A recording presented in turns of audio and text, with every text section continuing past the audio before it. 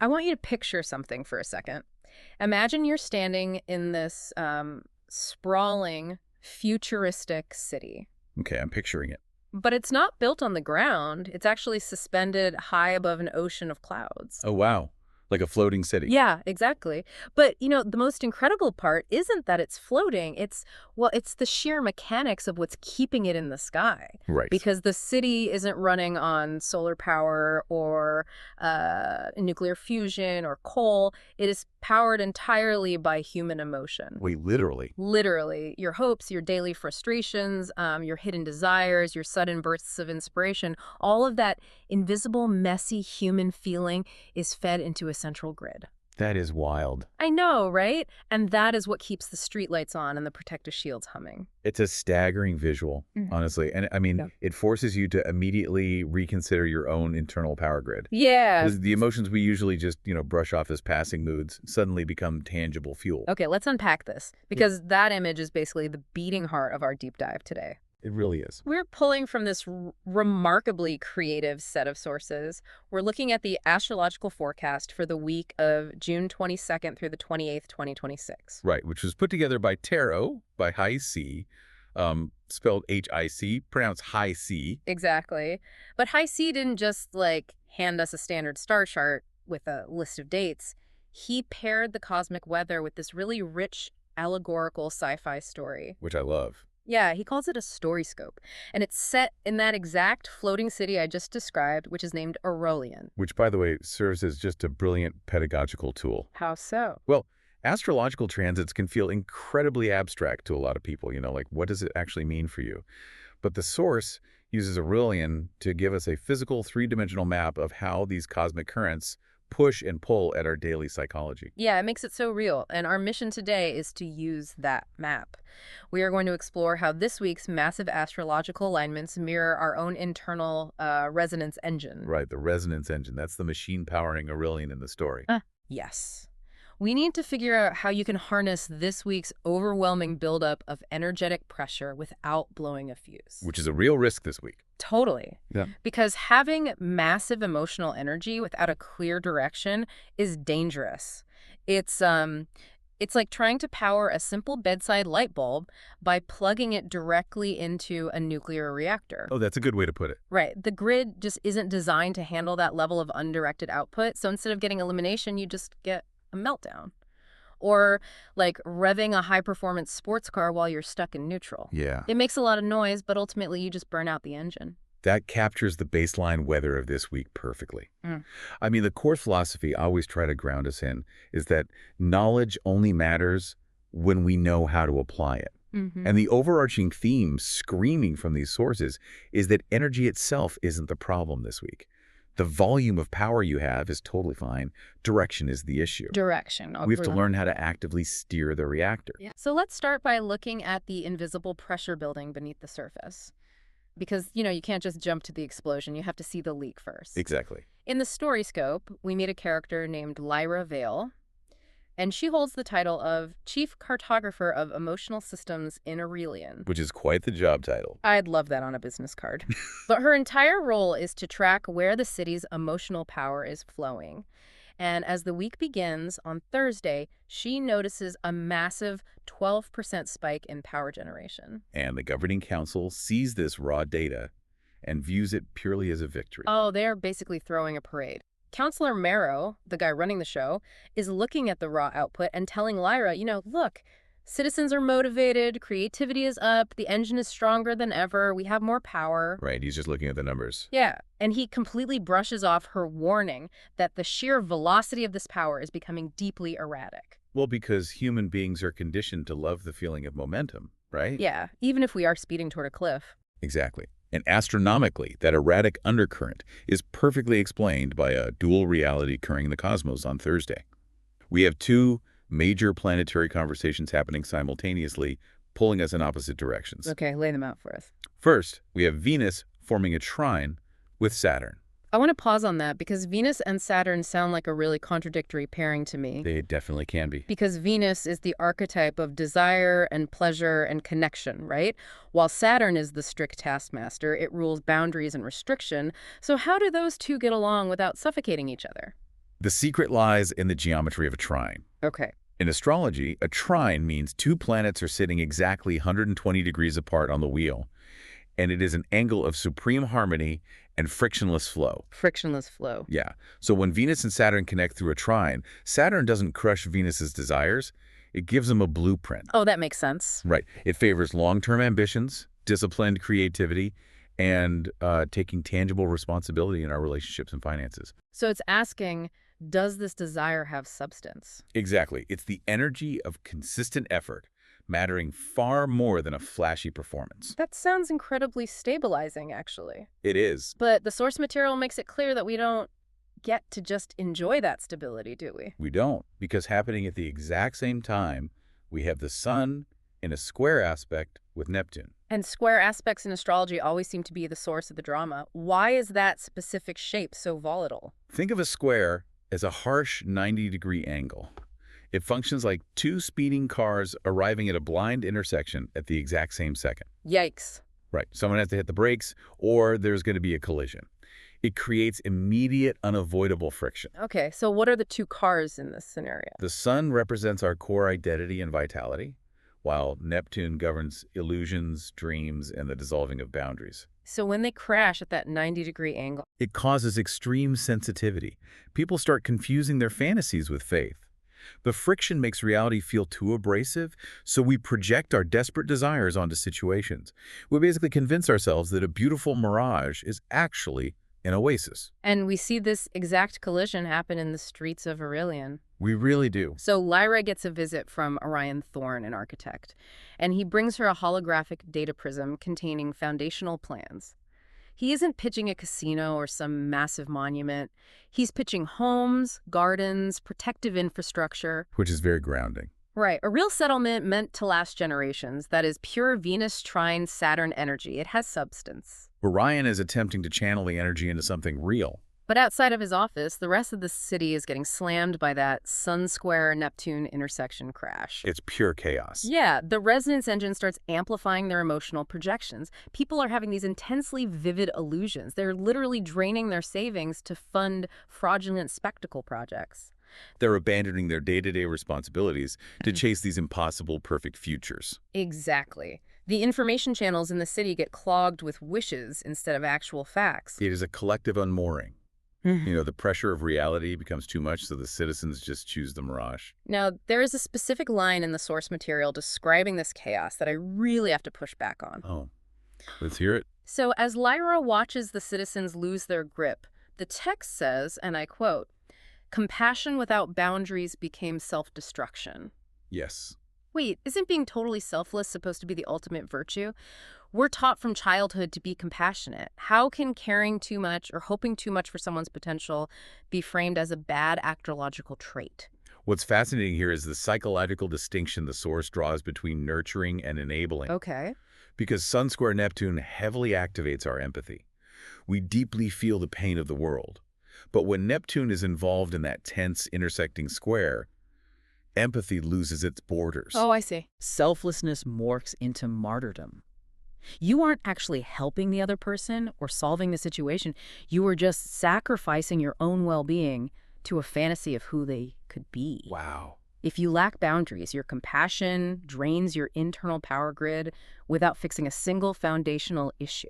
It's like you're just pouring premium fuel into a car with a cracked engine block. It feels like you're helping, but the fuel is just spilling onto the street. That's the perfect analogy, and this demands a tough audit from you, the listener, as you navigate this week.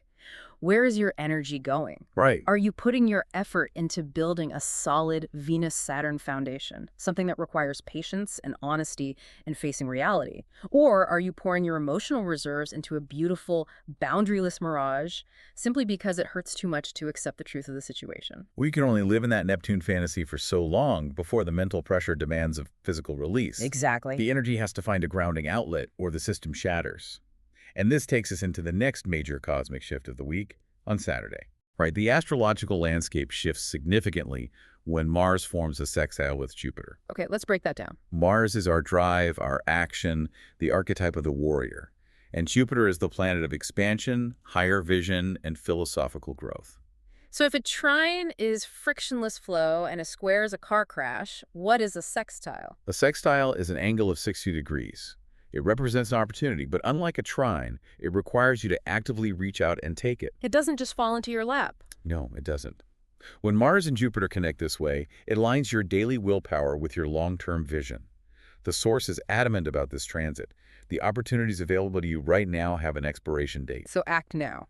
This is the moment to stop waiting for the perfect conditions. This StoryScope illustrates this physical grounding so beautifully. It does. The chaotic, dreamy, emotional currents sweeping through Aurelian finally stabilize.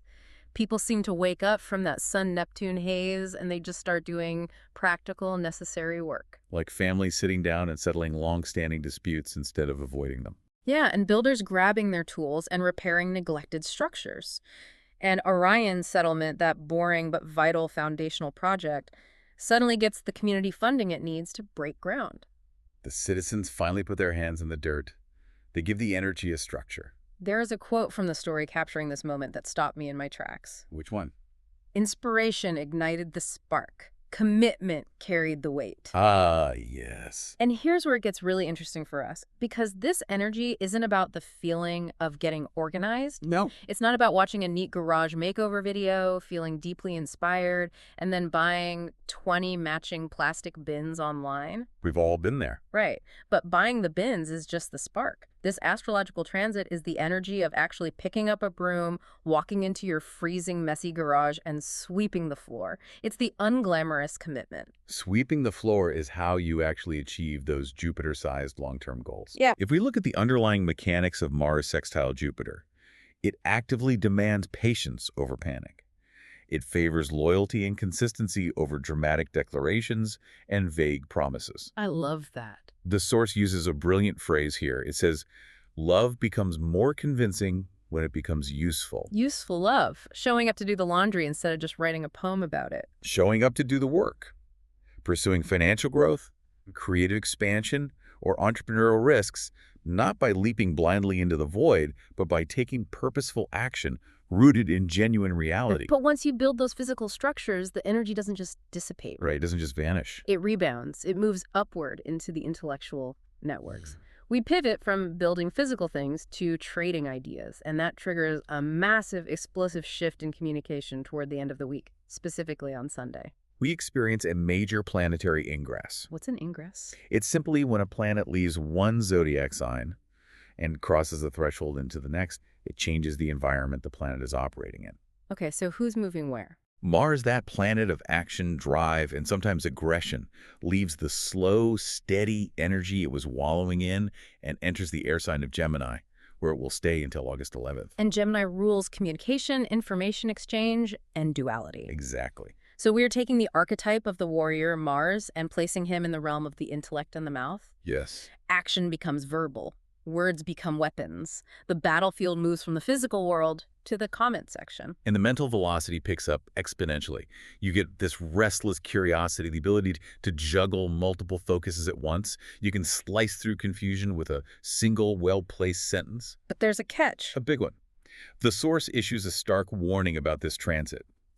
When Mars is in Gemini, the text explicitly warns of cyber attacks, viral misinformation, media manipulation, and relentless, exhausting public debates. Wow. Power struggles shift from physical dominance to narrative control. Which sounds absolutely terrifying when we watch it play out in Aurelian. It's a mess. The city upgrades to a new quantum communication protocol called the Gemini Mesh.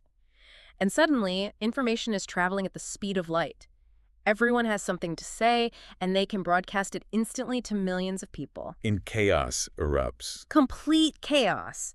Rumors become literal weapons that destabilize the physical shields of the city. People are reacting to headlines before they even understand the underlying facts. Right. The impulsivity is off the charts. Lyra has to spend 16 hours glued to her console just trying to prevent the network from overloading and dropping the city out of the sky. Because every message sent carries emotional weight. In a city powered by emotion, uncontrolled rhetoric is a literal, physical danger. Let me play devil's advocate for a second. Okay, go for it. What does this actually mean for us? Because honestly, Getting information faster, having sharp, quick-witted debates, being able to juggle multiple complex ideas simultaneously. I mean, in today's economy, that sounds like a massive competitive advantage. Does sound like one, sure. Right. Why is the source giving us such a heavy, dire warning about intellect? Because the danger isn't the speed of the intellect. It's the lack of intention behind the speed. Hmm. In the story, Lyra comes to a profound realization as she watches the grid spark and falter. She realizes that speech is a form of architecture. Words build realities. Or they tear them down. Hmm. The astrological danger of Mars in Gemini, as noted in the text, is that we generate all this restless mental energy and a desire to argue purely for sport. Oh, arguing just to argue. Exactly. If we do not have a worthy problem to focus our intellect on, human beings will simply invent drama just to have something to solve. We invent fires just to experience the rush of putting them out. Yes. We start drama to burn off the mental energy. Opinions sharpen, attention spans shorten, and impulsivity completely takes over due to boredom. You might, fire off a harsh email to a colleague or escalate a minor disagreement with your partner simply because your brain is craving the stimulation of a fight. Wow, yeah. You end up using speech as a wrecking ball instead of a blueprint. So the goal is to become the editor of your own impulses. Gather the facts, but don't drown in the endless options Gemini provides. Speak your mind courageously, but don't just react blindly to the first piece of information that crosses your screen. You have to direct the reactor. And all of this undirected energy, the invisible pressure of Thursday, the physical building of Saturday, the rapid-fire debates of Sunday, it inevitably crests. It has to go somewhere. The universe demands a moment of collective feedback. Because we cannot ignore the underlying planetary tides carrying us through this entire sequence. We are rapidly approaching the climax of the current lunar cycle, leading into a full moon on Monday. And a full moon always acts as a spotlight. Always. It illuminates all the hidden issues we've been wrestling with since the new moon back on June 14th. Furthermore, giant Jupiter is finishing its year-long journey through the empathic, subjective waters of Cancer, preparing to burst into the dynamic, fiery sign of Leo on June 30th. So the pressure has nowhere left to hide. In the StoryScope, this is the moment the resonance engine reaches its monthly apex. The sky dome over the city of Aurelian lights up with this brilliant, blinding silver fire. Everyone just stops. Yeah, every single citizen stops what they are doing and looks up. But the sky doesn't show them a prophecy of the future. It doesn't offer them a fantasy. It shows them a reflection. A reflection of the choices they made over the past week. Exactly. The sky shows them the bridges they actually managed to build, the fires they fed with their anger, the conversations they chose to escalate, the responsibilities they embraced. It shows them exactly where their emotional fuel went. If we connect this to the bigger picture, what is so poignant about this moment in the story and in our own astrological week is that this clarity arrives completely without judgment. That's such a crucial point. The cosmos doesn't scold us. The sky simply offers an objective audit. It is a ledger of how we utilized our power. Did we direct it toward building a settlement, or did we just let it burn in the Gemini mesh? It's the truth, arriving quietly without needing to shout. That is the ultimate takeaway from these alignments, isn't it? It really is. The universe is handing us an enormous amount of raw, emotional, and mental electricity right now. So to summarize the core lesson of our deep dive today, this week is not about becoming louder. It is about becoming intensely more deliberate. Deliberate, yes. It's about navigating through those tempting Neptune illusions without losing our boundaries or sacrificing ourselves to a mirage. It's about taking practical, unglamorous, but necessary physical action to anchor our goals on Saturday. Right. And it is about fiercely guarding our words and our focus when the information starts flying at light speed on Sunday. And the most vital piece of wisdom comes from Lyra and Orion at the very end of the source material. What do they say? Well, standing there, watching the lights of their floating city stabilize, they recognize a fundamental truth about human nature. Power isn't measured by how much energy we possess. It is measured entirely by what we choose to do with it. That is the perfect anchor for this entire discussion. Before we wrap up, I want to leave you with one final, lingering thought to mull over as you step back into your reality today. Let's hear it. Think about the sheer volume of emotional energy you produce in a single 24-hour period. Think about your stress over a looming deadline, your deep love for your family, your private, unvoiced anxieties, your sudden bursts of creative inspiration. It's a lot when you list it out like that. It is. Now, imagine for just a moment that your own internal resonance engine literally powered the physical lights in your home. Oh, wow. Would your house be shining with a steady, warm, inviting glow right now? Or would the bulbs in your hallway be shattering from the hidden anxiety, the boundaryless compassion, and the unspoken arguments you're carrying around? Watch where you aim your fire this week.